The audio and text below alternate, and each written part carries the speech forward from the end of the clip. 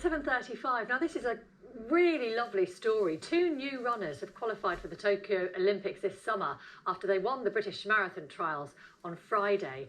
And really, it was an unexpected triumph for both of them. Yes, Steph Davis, who won the women's race, only ran her first marathon 3 years ago, and she works full time as well. She runs as on the side.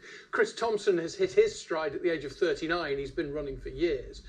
Came in the same week though that he became a father for the first time. So let's just take a quick look at what it meant to them both.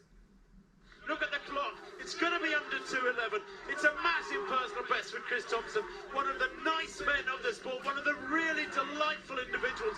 Takes the win here at Kew Gardens. You can feel it, can't you? A man who wears his heart in his sleeve. He looks like he could go round again. I can't. We did it, Alan.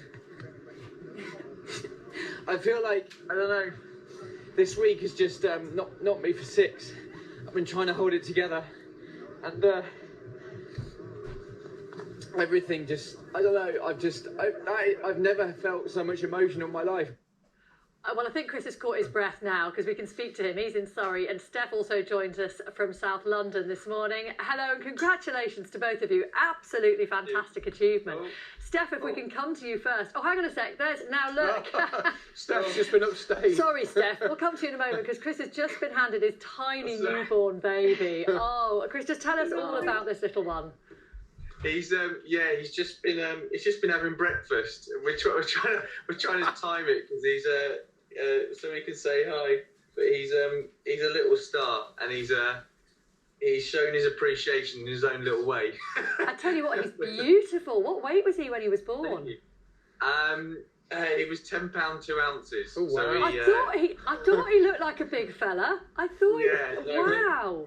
When he said hello to the world, the midwives were like, "Whoa, he's a big boy." And we're not particularly big people ourselves. Gemma's also an ex-Olympian in Beijing. Hello. Do you want to just? Can we see him a little bit more? Can you just? Obviously, very carefully.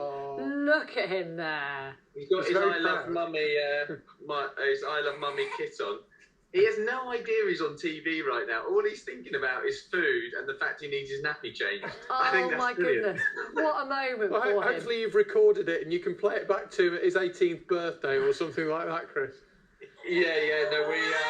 I'll hand him back so he can carry on his breakfast. No problem, Sorry. You hand him back. We'll have a quick word with Steph and then we'll come back to you. Thank you, Gemma. Amazing. Steph, anyway, back to you. We are as excited to speak to you this morning, no doubt about it. What did it feel like when you crossed the line in these very strange circumstances, but in beautiful surroundings of Kew Gardens? Yeah, good morning. Kew Gardens was absolutely beautiful. I don't know how much of it I actually took in on the way round. It was just unbelievable when I crossed the line. I was like Chris, I had just every emotion. There were happy tears, so much excitement. I just couldn't wait to kind of, especially give my coach a big high five and to celebrate because we've put so much hard work into this. And with the marathon, just anything could have happened on the day. I knew from my training that if things went well for me, that it could be a good result. But with the marathon, anything can kind of play out throughout the race. And I did feel quite strong, but kind of 90 minutes in, I made that breakaway. And then it was just kind of focusing on each kilometre and each lap as they came, to make sure that I didn't kind of lose track of my place and my time, and kept pushing to the finish. But the pacers really kind of helped as well.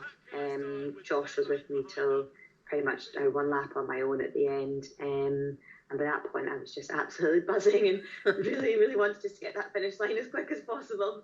And I mean, just tell us, Steph, for you, I mean, you work, full time. I mean, you're an Olympian in the old sense of the word, I guess. You're an amateur athlete. So to achieve what you have achieved is remarkable. You only took it up 3 years ago. How tough is it to balance those and juggle all of the commitments that you have? So I actually work part-time for Lazard Asset Management. I work 3 days a week there. I was full time, and then when I ran the Olympic qualifying time in December 2019, work were really supportive and they allowed me to reduce my hours. So I went down to 3 days a week and was training at that point for the London Marathon, where the trials were meant to take place last April. And that has been a big help, just having those 2 extra days in my week to kind of focus on training and mainly just have the extra time to recover. That's been like really valuable, because it is a balancing act trying to fit everything in. With COVID, I guess it makes things a little bit easier. We don't really have much of a social life when we're always in lockdown. So that was one thing that then I could put to the side and just focus on kind of work and running. So it was worked out being a good balance for me. So I've got to shout out to Lazar for really letting me do that and being so supportive with my work and my running and having that good balance. Chris, you were at the Olympics in 2012, in fact, weren't you, racing in the 10,000 metres? Did you ever think then in 2021 you would be competing in this completely different event?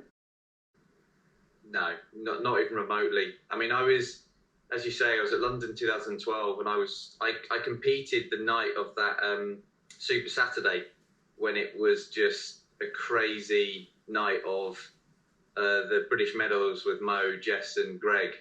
And I unfortunately had a bit of an injury going into it, and I didn't have the best day, but it was, I kind of viewed it as I had the best seat in the house. I was on the track watching everything unfold and trying to compete. And I came away from that thinking there's not a huge amount left in the sport for me to experience or achieve. And there's been a lot of moments of I should retire, I want to retire.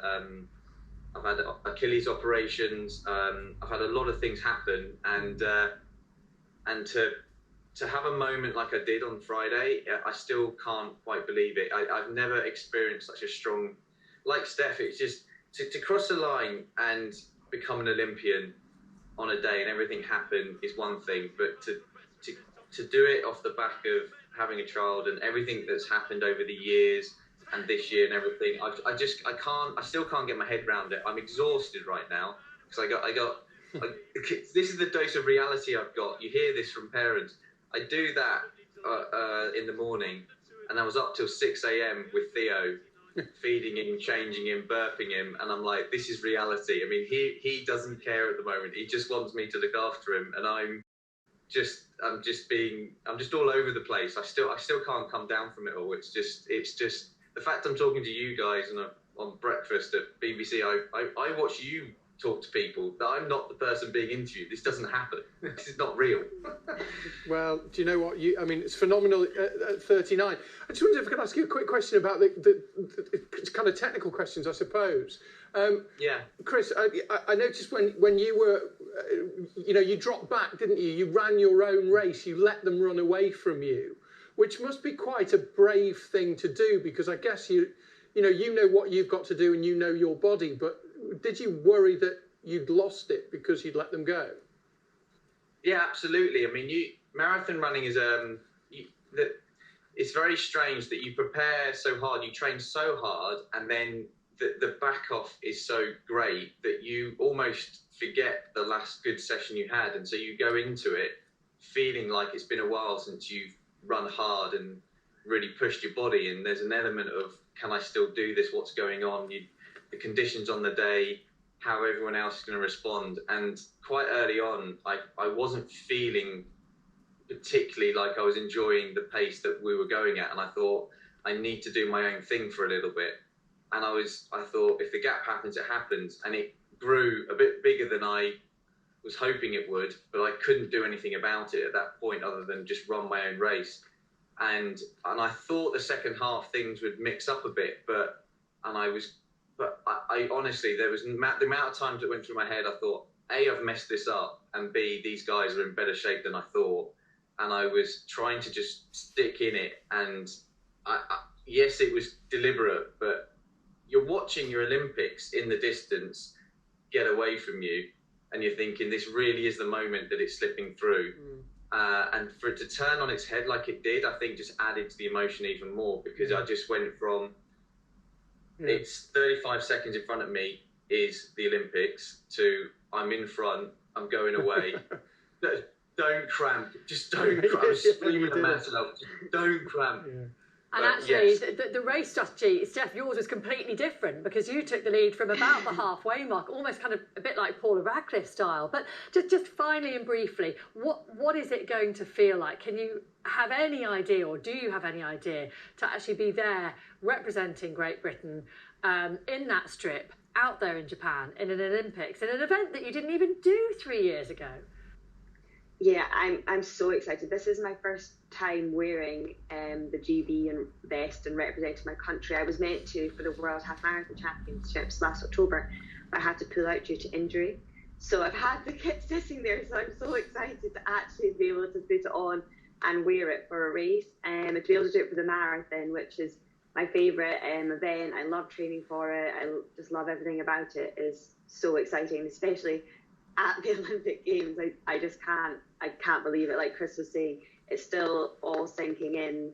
It's just been a mad 48 hours since the race. It's just been so overwhelming, but in a great way. The sport's just been amazing. So I can't wait to start planning the training and get to Japan. Well, enjoy every minute and the build up over the next few weeks and months. So we'll follow your interest, both of you. Your progress with great interest. Thank you so much for talking to us, and best of luck with gorgeous Theo as well, Chris. Thank you for showing him to us. Right, it's just after 7:45.